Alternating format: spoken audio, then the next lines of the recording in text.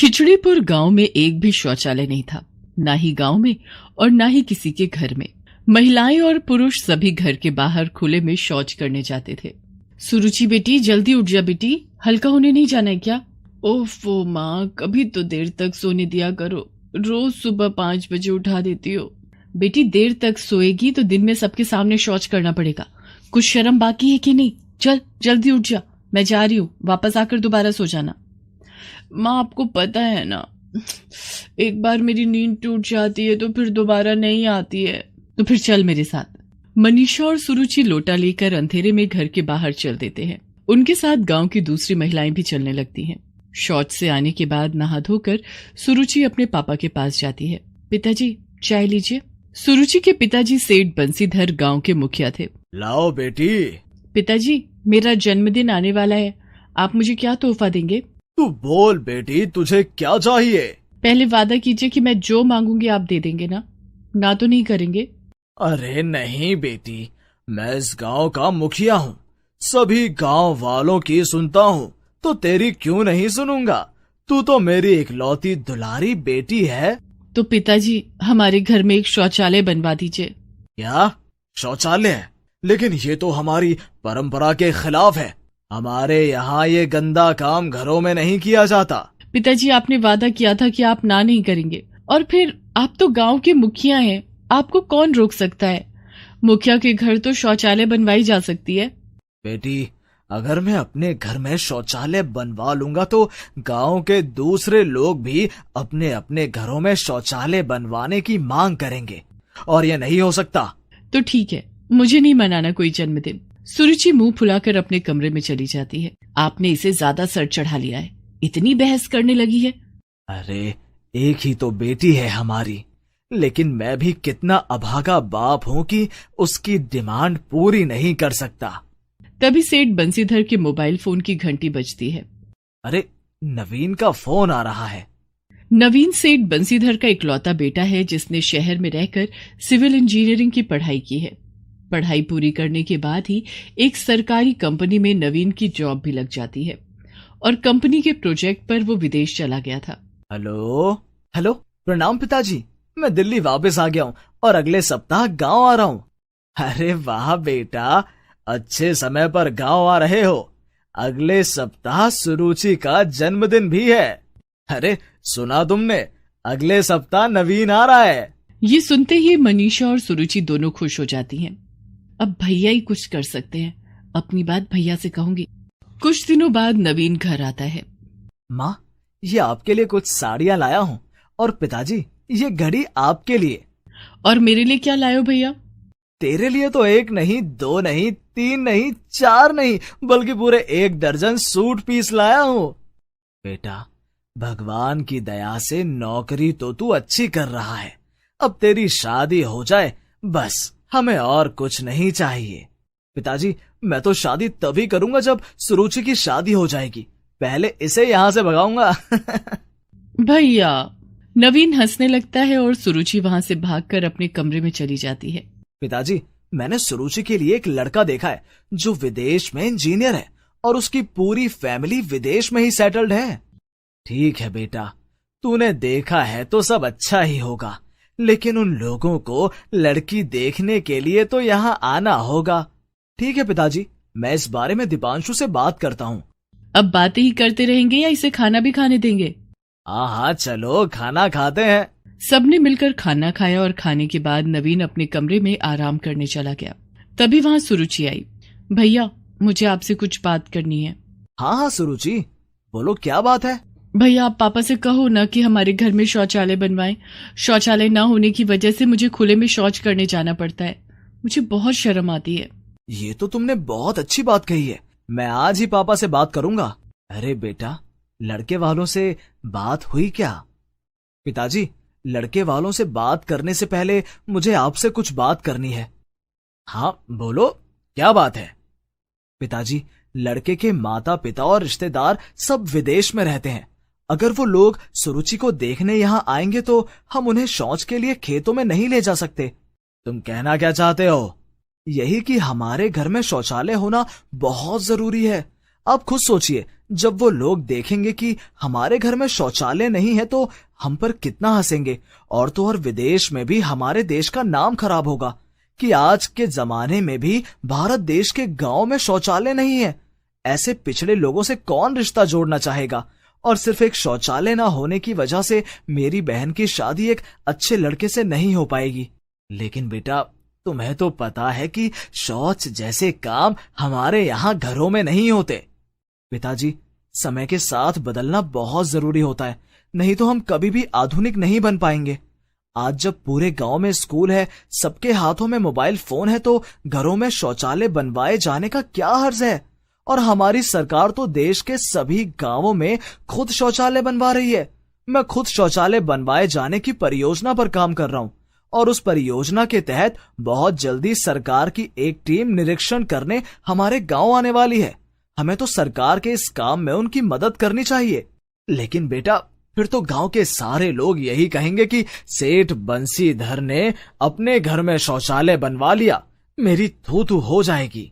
पिताजी, जब हमारी बहन, माँ और बहू बेटियां खुले में शौच करती हैं तब थू थू नहीं होती है। कल जब मैं गांव के रास्ते से घर आ रहा था तो खेतों में हर जगह मल पड़ा हुआ था और उससे आने वाली बदबू से मेरी नाक फट रही थी। पिताजी, खुले में शौच करना ना ही सिर्फ हमारी सेहत से खिलवाड़ है बल्कि प्रकृति के साथ बहुत ही गंदा खिलवाड़ है। लेकिन आप फिर भी नहीं मानेंगे तो मैं लड़के वालों को मना कर देता हूँ, क्योंकि मुझे तो उन लोगों को ये बताने में बहुत शर्म आएगी कि मेरे घर में शौचालय नहीं है। सुनिए जी, नवीन ठीक ही तो कह रहा है, हमें इसकी बात मान लेनी चाहिए। ठीक है, मैं कल ही घर में शौचालय बनवाता हूँ। और दूसरे ही दिन सेठ बंसीधर के घर में शौचालय बनने का काम शुरू हो जाता है। 2 दिन के बाद शौचालय बनकर तैयार था। थैंक यू भैया, भाई हो तो आपके जैसा, आपने मुझे जन्मदिन का तोहफा दे दिया। अरे छोटी, ये तो मेरा फर्ज था, सिर्फ तेरे लिए नहीं, पूरे समाज के लिए। ग्रामीण मुखिया जी के घर के बाहर बने शौचालय को देखने के लिए आने लगते हैं। प्रणाम मुखिया जी, सुना है आपने अपने घर के बाहर शौचालय बनवाया है। हाँ भोला, और बहुत जल्दी अब तुम सबके घरों में भी शौचालय बनेगा। तभी वहां नवीन आ जाता है। सिर्फ आपके घरों में ही नहीं बल्कि पूरे गांव में जगह जगह पब्लिक टॉयलेट भी बनेगा। पर मुखिया जी, ये तो हमारे गांव के उसूलों के खिलाफ है। देखिए, आप सबसे मैं कुछ कहना चाहता हूँ। इस गांव को साफ और स्वच्छ रखना हमारी जिम्मेदारी है और हम सभी को एक जिम्मेदार नागरिक का कर्तव्य निभाना चाहिए। हमारे देश, हमारे गांव, हमारे घर, हमारी धरती को सुंदर, स्वच्छ और निरोग रखना हमारा सबसे पहला काम होना चाहिए। और फिर जहां बात हमारी बहू बेटियों की इज्जत की हो, वहां कोई उसूल नहीं चलते। हमारी माँ बहन की खुशी से बढ़कर हमारे लिए कुछ भी नहीं है। गांव की औरतें भी नवीन की बातें सुन रही थीं। वो एक साथ बोल पड़ी। हाँ, नवीन भैया सही बोल रहे हैं, हम खुले में शौच करने नहीं जाएंगे। नवीन भैया, जो बात हम बरसों से नहीं बोल पाए वो आज आपने 1 मिनट में सबको समझा दिया, आपका बहुत बहुत धन्यवाद। कुछ दिन बाद नवीन वापस शहर अपने काम पर चला जाता है और वहां से गांव में शौचालय बनाए जाने की परियोजना की शुरुआत करने के लिए अपने दफ्तर की एक टीम लेकर गांव आता है और गांव में जोर शोर से शौचालय बनने का काम शुरू हो जाता है।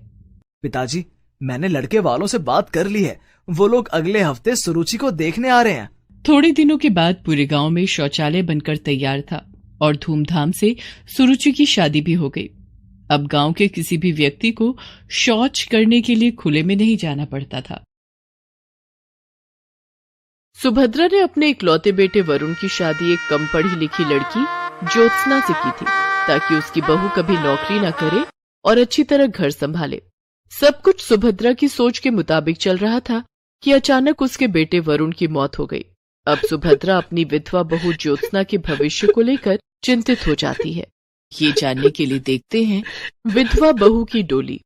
सुभद्रा देवी अपने बेटे वरुण की शादी की तैयारियां कर रही थी। आज वरुण की शादी ज्योत्सना के साथ होने वाली थी। ज्योत्सना 10वीं पास थी, लेकिन घर के कामकाज में निपुण थी। धूमधाम से वरुण की शादी ज्योत्सना के साथ हो जाती है। ससुराल आते ही उसने घर और परिवार की पूरी जिम्मेदारी उठा ली। माँ, बाबूजी, आप दोनों के लिए अदरक वाली चाय लाई हूँ। लाओ बहू, अदरक वाली चाय तो मुझे बहुत पसंद है। तुमने आते ही हम लोगों की पसंद और नापसंद का ख्याल रखना शुरू कर दिया। जी, इन्होंने मुझे सब बता दिया है कि आपको और माँ जी को क्या पसंद है और क्या नहीं। आप लोग चाय पीजिए, मैं नाश्ते की तैयारी करती हूँ। ठीक हूँ बहू। ज्योत्सना वहां से चली जाती है। उसके जाने के बाद वरुण की माँ, क्यों ना हम भी अपने घर में एक काम वाली रख लें। ज्योत्सना की मदद कर दिया करेगी। ज्योत्सना की अभी नई नई शादी हुई है, उसकी उम्र भी बहुत कम है। अभी उसके सिर पर जिम्मेदारियों का बोझ डालना ठीक नहीं है। उसकी कोई जरूरत नहीं है। हमारे घर में ज्यादा काम भी नहीं है। अभी से काम करने की आदत डालेगी तभी तो आगे चलकर सब कुछ संभाल पाएगी। जैसी तुम्हारी मर्जी। ज्योत्सना घर के सारे काम करती। सुबह उठकर सास और ससुर को उनकी दवाइयां, चाय देने से लेकर नाश्ता, खाना बनाना, कपड़े धोना, सारे काम वो अकेली ही किया करती।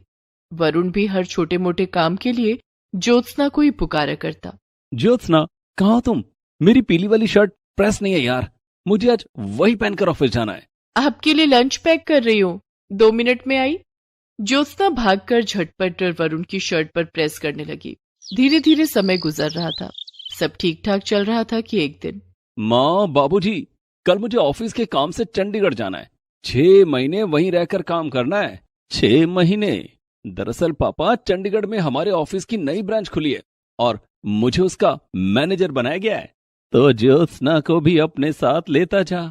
पापा, अभी तो वहां जाकर मुझे खुद के रहने का इंतजाम करना होगा। मैं कुछ दिनों के बाद ज्योत्सना को वहां बुला लूंगा। माँ और पिता से बात करके वरुण अपने कमरे में चला गया। ज्योत्सना को चंडीगढ़ जाने की क्या जरूरत है? वो चली गई तो घर कौन संभालेगा? और वहां हमारे वरुण को कौन संभालेगा? सुभद्रा, ज्योत्सना अभी बच्ची है। अभी उसका समय वरुण के साथ हंसने खेलने में गुजरना चाहिए। गृहस्थी का बोझ उठाने के लिए तो सारी जिंदगी पड़ी है। इधर दूसरे दिन वरुण चंडीगढ़ जाने के लिए घर से निकल गया। सबने खुशी खुशी, लेकिन ज्योत्सना ने नम आंखों से वरुण को विदा किया। मेरा दिल बहुत घबरा रहा है, न जाने क्यों आपको कहीं जाने देने का मन नहीं करता।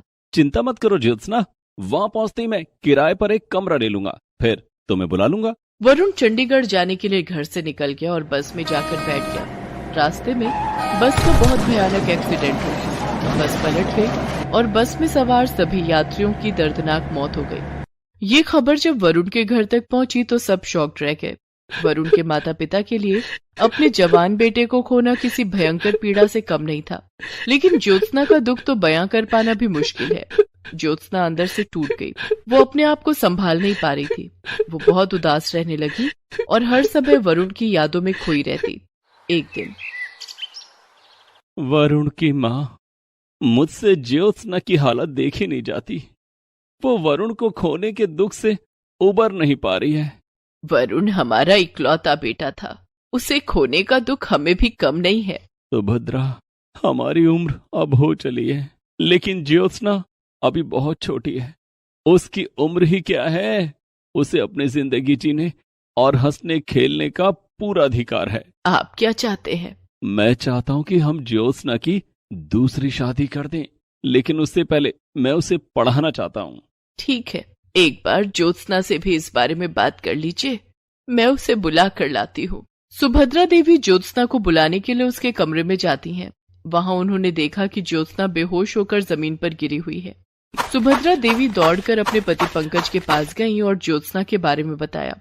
दोनों ने फोन करके डॉक्टर को बुलाया। डॉक्टर ने जब ज्योत्सना का चेकअप किया, आपकी बहू मां बनने वाली है। आप लोगों को इनका बहुत ख्याल रखना होगा। चिंता के कारण बच्चे की सेहत पर बुरा असर पड़ सकता है और बच्चा दिमागी रूप से कमजोर हो सकता है। डॉक्टर की बात सुनकर पंकज और सुभद्रा ने फैसला लिया कि वो ज्योत्सना को आगे पढ़ाएंगे ताकि ज्योत्सना का मन कहीं लगा रहे और वो खुश रह सके। पंकज ने ज्योत्सना का एडमिशन 12वीं कक्षा में करवा दिया। ज्योत्सना अब 12वीं की पढ़ाई करने लगी। सुभद्रा देवी उसके खाने पीने का बहुत ख्याल रखती। धीरे धीरे समय बीतता गया और 9 महीने बाद ज्योत्सना ने एक सुंदर सी बेटी को जन्म दिया। इसके साथ ही वो अपनी पढ़ाई भी करती रही। सुभद्रा देवी और पंकज अपनी पोती अनन्या को पाकर बहुत खुश थे। वे दोनों ज्योत्सना के साथ साथ अनन्या का बहुत ख्याल रखते। ज्योत्सना को लेकर सुभद्रा देवी के मन में भी बहुत बदलाव आ गया था। एक दिन ज्योत्सना रसोई में बर्तन धो रही थी, तभी वहां सुभद्रा देवी आई। ज्योत्सना बहू, ये सब छोड़, तू अनन्या के पास जा, उसके साथ खेलेगी तो तेरा दिल बहलेगा, और साथ साथ अपनी पढ़ाई भी कर। घर का काम मैं कर लूंगी। ज्योत्सना नन्ही और प्यारी बेटी अनन्या को पाकर अब खुश रहने लगी थी। वो अनन्या के साथ ढेर सारा समय गुजारती और बाकी समय में अपनी पढ़ाई करती। धीरे धीरे अनन्या बड़ी हो रही थी और ज्योत्सना भी अब कॉलेज में पहुंच गई थी। एक दिन, ज्योत्सना बहू, मैं चाहता हूँ कि तू बीएड की पढ़ाई कर ले। मैं कल ही तेरा एडमिशन करवा दूंगा। ठीक है बाबूजी। पंकज ने ज्योत्सना का एडमिशन बीएड में करवा दिया।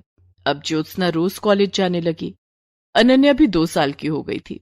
एक दिन, मम्मा मुझे भी आपके साथ कॉलेज जाना है। अनन्या बेटी, मुझे कॉलेज में पढ़ाई करनी है, तुम घर में दादाजी दादी जी के साथ खेलो। नहीं, मुझे आपके साथ कॉलेज जाना है। इसे अपने साथ ले जा ज्योत्सना, ये सारा दिन तुझे याद करती है और तेरे पास आने की जिद करती है।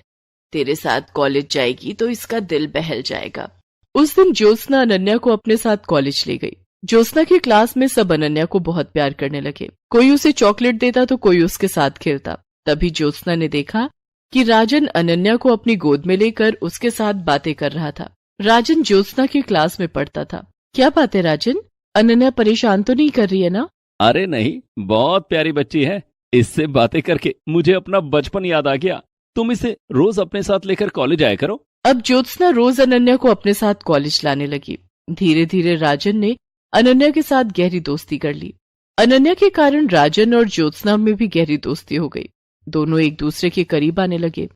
एक दिन की बात है, ज्योत्सना और अनन्या दोनों कॉलेज में थे कि तभी बहुत तेज बारिश होने लगी।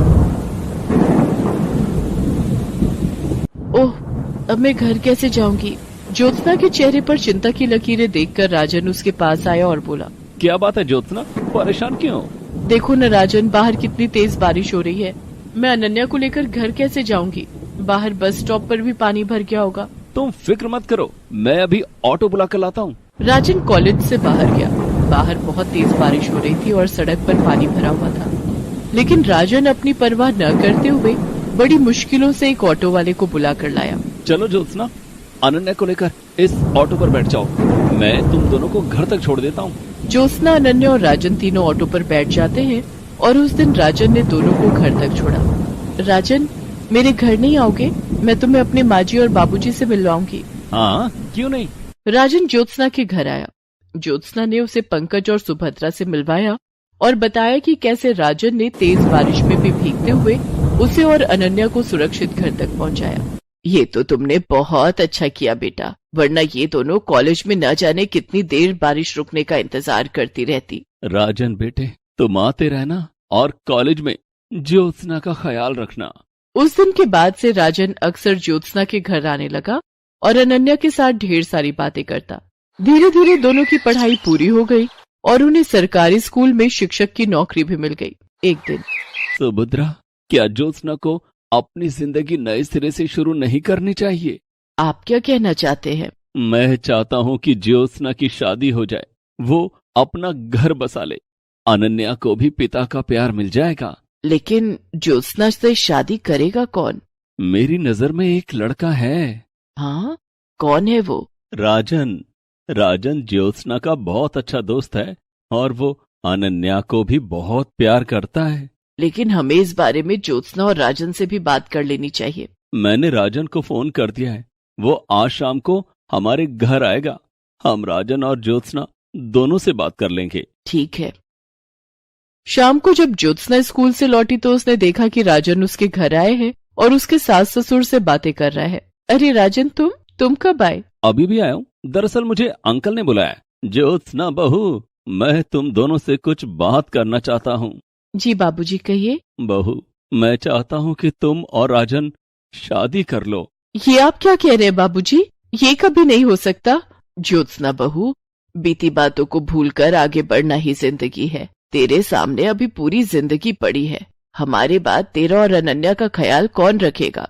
राजन बेटा, ज्योत्सना अब मेरी बहू नहीं, बेटी है। क्या तुम जिंदगी भर इसका ख्याल रखोगे? अंकल, सच कहूं तो मैं ज्योत्सना और अनन्या से बहुत प्यार करने लगा हूं। मैं ज्योत्सना को अनन्या के साथ अपनाने के लिए तैयार हूं और वादा करता हूं कि उन्हें जिंदगी भर खुश रखूंगा। देर किस बात की? हम कल ही तुम्हारे घर आएंगे। तुम्हारे माता पिता से मिलकर शादी की तारीख पक्की कर देंगे। राजन के माता पिता सुभद्रा देवी और पंकज से मिलकर बहुत प्रभावित हुए। दोनों की रजामंदी से राजन और ज्योत्सना की शादी तय हो गई। सुभद्रा देवी और पंकज ने ज्योत्सना की शादी सास ससुर बनकर नहीं बल्कि माता पिता बनकर की। पंकज ने ज्योत्सना का कन्यादान किया और ज्योत्सना को डोली में बिठाकर ससुराल विदा किया।